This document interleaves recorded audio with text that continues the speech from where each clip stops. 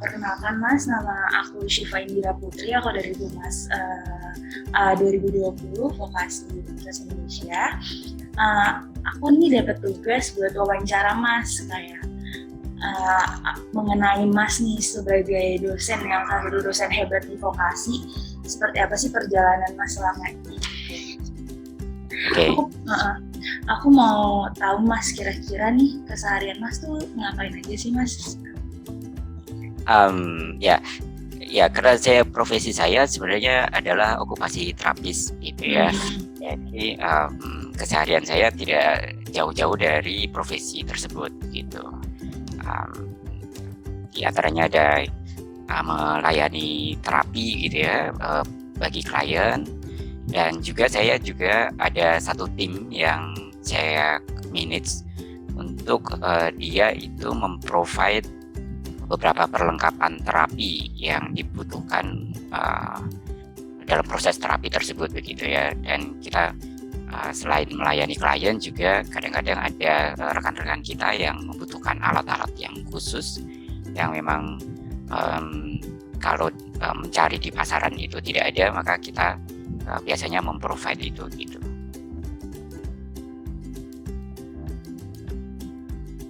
Oh, maaf Mas dingin.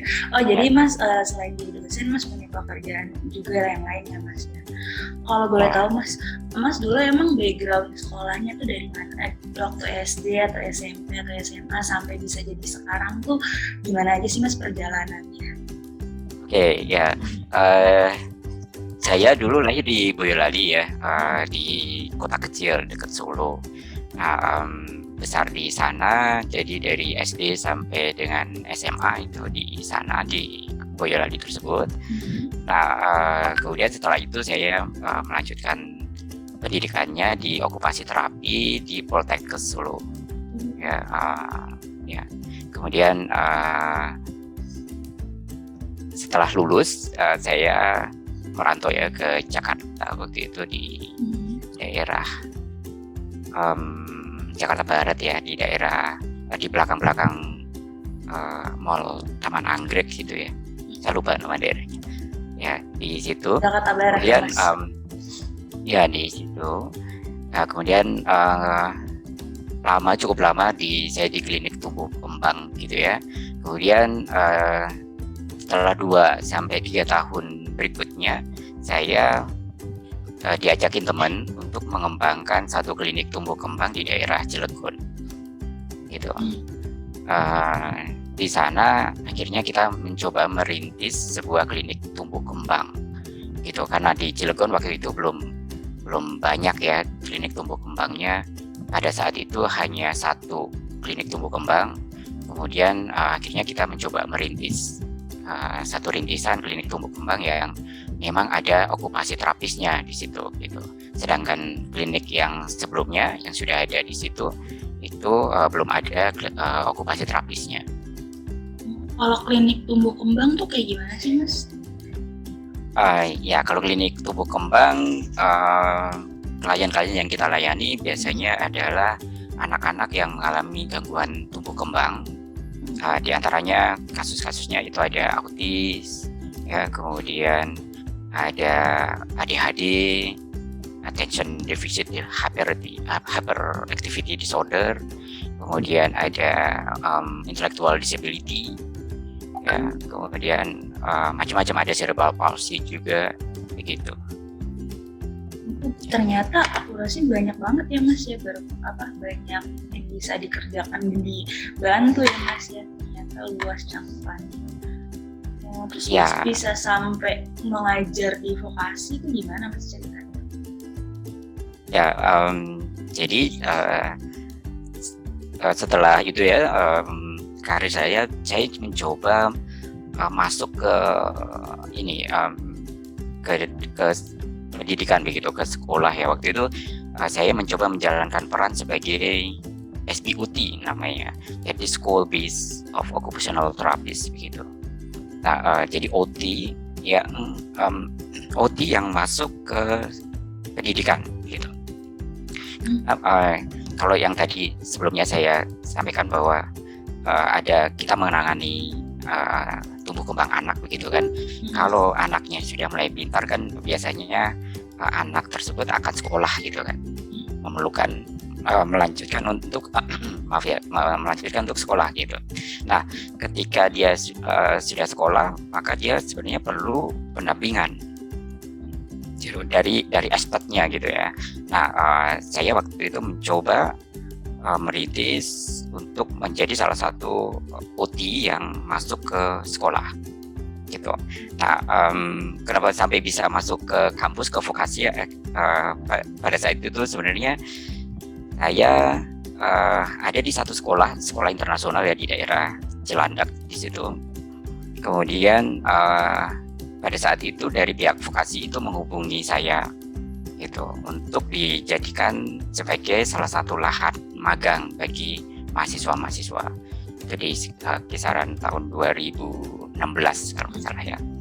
Nah, kemudian dari situ saya kembali berinteraksi ya dengan mahasiswa gitu kan. Dan saya lihat ada hal yang memanggil saya gitu untuk berbagi pengalaman, berbagi ilmu begitu ya ke mahasiswa-mahasiswa tersebut gitu. Dan kebetulan karena istri saya juga alumni OTUI, jadi saya bisa sharing-sharing ya, bisa cross check juga ke istri saya bagaimana sih sebenarnya gitu, karena kebetulan kan saya kan pendidikan OT-nya bukan di UI begitu ya, di OTUI gitu. Jadi saya bisa cross check, lalu dari situ saya akhirnya terpanggil gitu. Oh, sepertinya saya perlu berbagi gitu pengalaman dan apa yang saya ketahui tentang OT kepada mahasiswa-mahasiswa tersebut gitu. Nah, akhirnya gayung bersambut ya dari pihak vokasi juga memberikan kesempatan untuk masuk ke kelas waktu itu. Nah, dari situ akhirnya saya kembali masuk ke kelas, dan kemudian nggak berapa lama dari situ saya mengambil pendidikan S2-nya di UI. Jadi Mas ngajar dulu ya? Pernah nyobain ngajar dulu, ambil S2-nya? Nyobain ngajar dulu, kemudian baru akhirnya sambil ngajar sambil melanjutkan pendidikan lagi gitu. Oke Mas, kira-kira Mas waktu Mas remaja nih Mas pernah kepikiran nggak sih kayak bisa ada di titik yang sekarang ini dengan umur masih belum masih muda lah ya Mas ya, itu Mas udah pencapaiannya udah banyak banget gitu. Pernah apa gitu Mas kebayang atau enggak? Nah gitu waktu masih muda gitu. Sebenarnya nggak terbayang sih sebenarnya ya, apalagi sampai masuk ke kampus begitu, itu benar-benar tidak terbayang sama sekali gitu. Dan ya alhamdulillah ya akhirnya ada jalan, makanya saya langsung tergerak untuk mengambil pendidikan S2 itu gitu. Sekarang masih udah S3 ya Mas ya? Sekarang belum sih, tapi sedang rencana mengambil. Keren banget Mas, jujur. Hal menarik nih Mas, kira-kira hal paling menarik apa yang ada di fase-fase hidup Mas yang kayak ini menarik banget, ini jadi peluang besar banget nih sampai Mas ada di titik sekarang. Kira-kira ada nggak sih Mas cerita unik atau hal-hal yang kayak bisa kita sharing ke orang-orang yang menjadi motivasi buat orang-orang gitu, biar bisa di usia seperti Mas udah punya pencapaian banyak. Oke. Ya, sebenarnya banyak ya, jadi pengalaman hidup gitu yang akhirnya membawa saya secara tidak langsung ke titik yang ada di saya saat ini gitu ya. Kalau sebagai okupasi terapis, sebenarnya ada salah satu titik yang men-trigger saya menjadi ada di skill yang saat ini sekarang saya ada di level ini gitu ya. Jadi ketika itu saya pada saat sebelum lulus, baru-baru lulus banget sebelum saya ke Cilegon yang tadi saya ceritakan itu saya sempat menjadi asisten dari salah satu senior saya gitu. Ya, saya lulusan ke-6 dan senior saya itu lulusan pertama dari kampus saya waktu itu. Itu jadi kebayang banget pengalamannya jauh banget begitu ya. Dan beliau itu juga salah satu OT pioner yang menjadi SBOT yang dia terjun ke dunia sekolah gitu. Nah, dia waktu itu beliau sudah ada di salah satu sekolah internasional di daerah Jakarta Selatan ya. Nah, kemudian saya biasa asisteni beliau. Kemudian di satu waktu tertentu itu beliau menitipkan ke saya. Beliau bilang, saya masih ada rapat nih, masih ada meeting. Kamu handle dulu ya kliennya. Oke, saya handle dulu gitu ya. Saya percaya diri handle kliennya tersebut. Tapi ternyata ketika saya handle sendirian begitu, itu anaknya perilakunya 180 derajat berbeda banget. Gitu, nggak ada compliance-nya sama sekali gitu ya. Bahkan bisa dibilang anaknya kontrol emosionalnya itu nggak ada banget gitu. Kalau dalam bahasanya, tapi ini bahasa dalam tanda kutip ya, anaknya jadi error gitu dalam tanda kutip gitu ya. Benar-benar nggak ada compliance sama sekali. Bahkan sampai saya coba terus handle gitu ya dengan kemampuan saya, dengan apa yang saya bisa waktu itu, akhirnya malah justru jadi tantrum gitu. Tantrum itu emosional yang sudah sangat tinggi banget gitu ya di anak-anak gitu. Dan ketika itu mungkin ibunya juga udah feeling gitu, karena tidak ada senior saya waktu itu gitu ya. Si ibunya akhirnya biasanya dia hanya drop saja kemudian ditinggal gitu. Nah, ketika itu ibunya ternyata nungguin di depan di mobil. Nah, ketika sudah terdengar suara anaknya itu emosional gitu ya, tantrum, mungkin feeling ibunya juga seperti itu gitu.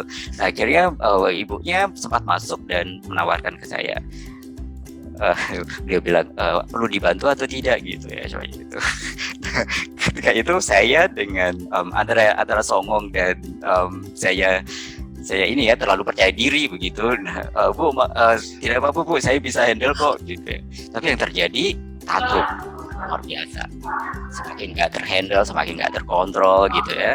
Nah, sampai akhirnya senior saya balik dari meetingnya itu sudah selesai dan bisa ke klinik tersebut, dan melihat situasi yang seperti itu kayak udah chaos gitu ya, anaknya juga tantrum dan sebagainya. Akhirnya dihandle sama senior saya tersebut dalam waktu kurang dari 5 menit itu anaknya bisa dikontrol sama dia, dibikin calm down lagi gitu. Kurang dari 5 menit gitu ya. Dan saya sangat trigger ya Mas. Ya, sangat ke-trigger banget. Dan setelah selesai dari itu ya, dari sesi itu, biasanya memang senior saya ini suka diskusi gitu, suka ajak diskusi gitu ya. Dan salah satu kata-kata yang saya ingat dari si senior tersebut adalah coba pikirkan bagaimana seorang terapis itu bisa dimanipulasi sama anaknya, sama klien gitu. Dia nggak ngasih jawabannya, tapi saya diminta saya mikirin sendiri, nyari jawabannya sendiri. Dan cukup lama saya nggak nemuin jawabannya itu. Mungkin jeda 1-2 tahun berikutnya gitu ya, baru setelah itu saya ketemu jawabannya. Dan setiap kali saya ketemu dengan senior saya lagi itu, kita partner diskusi yang sangat sangat cocok gitu ya. Ya bahkan kita bisa kalau lagi ketemu ngobrol diskusi gitu bisa lupa waktu, bisa sampai pagi gitu. Saya ketemu beliau itu kadang-kadang kalau ngobrol udah lupa waktu, bisa tiba-tiba udah jam 4 pagi, jam 3 pagi gitu sebenarnya. Dan dari situ sebenarnya sangat berpengaruh di cara handling saya ke klien tersebut. Walaupun saya waktu itu belum menemukan jawabannya pun, tapi ketika saya akhirnya nyemplung ke sekolah juga, itu di tahun pertama saya waktu itu mendapatkan ini ya, best terapis gitu. Jadi gitu. Padahal saya merasa hanya melakukan seperti biasa aja gitu, maksudnya apa yang saya bisa aja gitu ya. Jadi itu kalau dalam hal okupasi terapis ya. Gitu. Mas ceritain dong Mas, aku tertarik banget ya di best okupasi. Gimana sih Mas ceritanya Mas? Kayak keren banget gitu. Ya jadi ketika itu saya awal nyemplung di sekolah.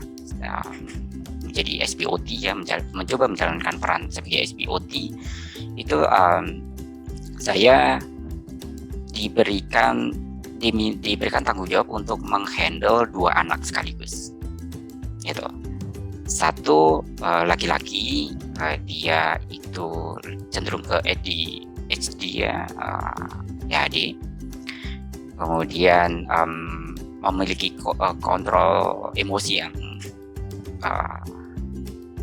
luar biasa juga, berlebihan. Kemudian yang satunya adalah autis, perempuan. Jadi saya handling 2 anak tersebut di dalam kelas gitu, membantu guru kelasnya yang dia menghandle semua whole kelas gitu. Nah,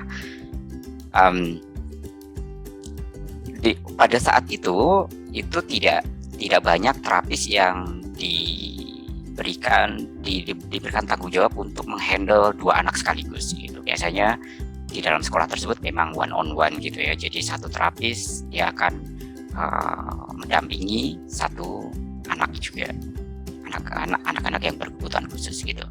Nah, sebenarnya yang saya lakukan adalah saya mencoba membuat 2 anak ini itu melakukan aktivitasnya dengan mandiri gitu.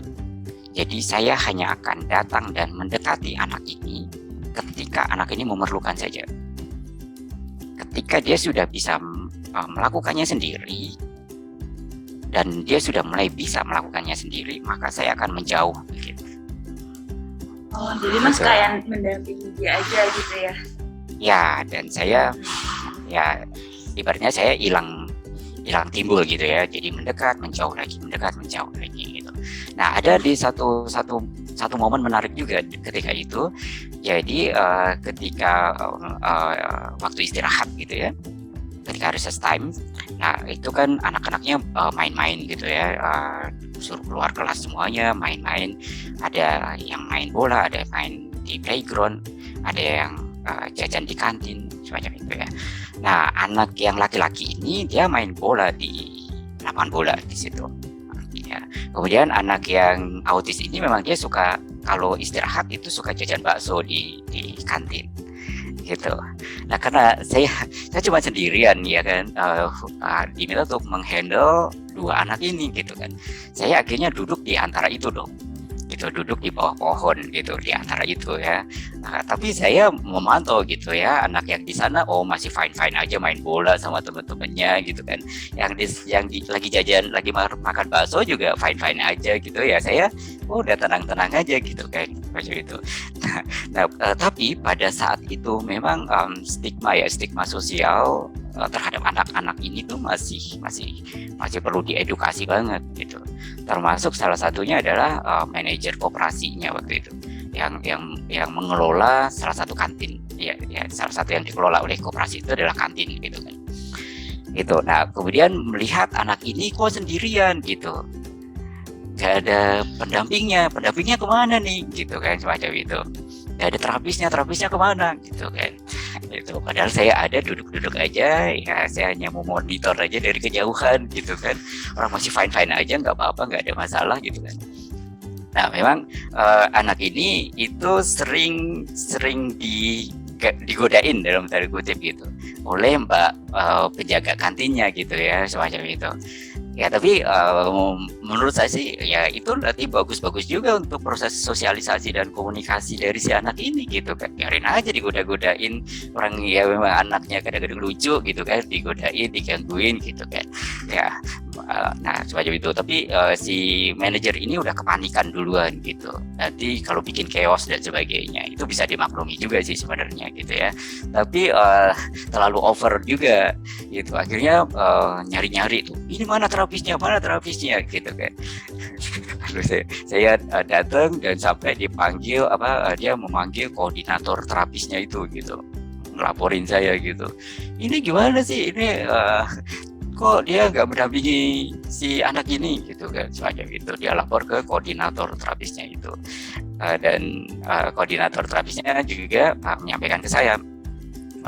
Ya saya jawab dengan tenang saja begitu ya kan, anaknya masih fine saja, saya juga memonitor itu dua anak itu gitu, walaupun saya duduk di sini tapi saya memonitor sebenarnya, dan kalau masih fine saja ya kenapa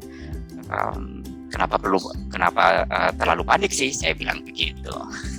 Ya, nah akhirnya tapi dari peristiwa itu akhirnya juga memberikan edukasi ya, memberikan pengertian dan pemahaman bahwa tidak perlu terlalu panik duluan gitu ya, jangan terlalu panik duluan, berikan kepercayaan pada anak-anak ini bisa kok sebenarnya gitu.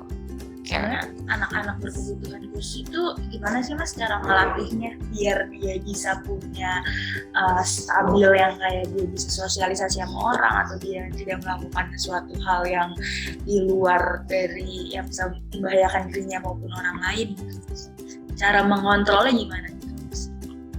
Oke, sebenarnya salah satu hal yang perlu dilakukan adalah berikan kepercayaan pada anak ini sesuai dengan kemampuannya dia gitu. Jadi kalau dia itu kira-kira mampu melakukan itu, berikan kepercayaan untuk melakukannya dengan mandiri gitu ya. Tapi sebaliknya, kalau anak ini selalu dibantu, selalu difasilitasi begitu, mungkin kesannya dia bisa melakukan itu, tapi dia nggak empowering, maksudnya dia melakukannya itu karena dibantu, karena difasilitasi tadi gitu. Ketika tidak ada yang membantu dan memfasilitasi, ya jadinya performanya dia pasti akan jadi kurang gitu kan. Gitu. Nah, yang saya lakukan sebenarnya hanya sesimpel itu sih, prinsipnya ya gitu. Kalau metodenya tentunya kita pakai banyak metode dan teknik-teknik begitu ya, tapi secara simpelnya begitu sebenarnya.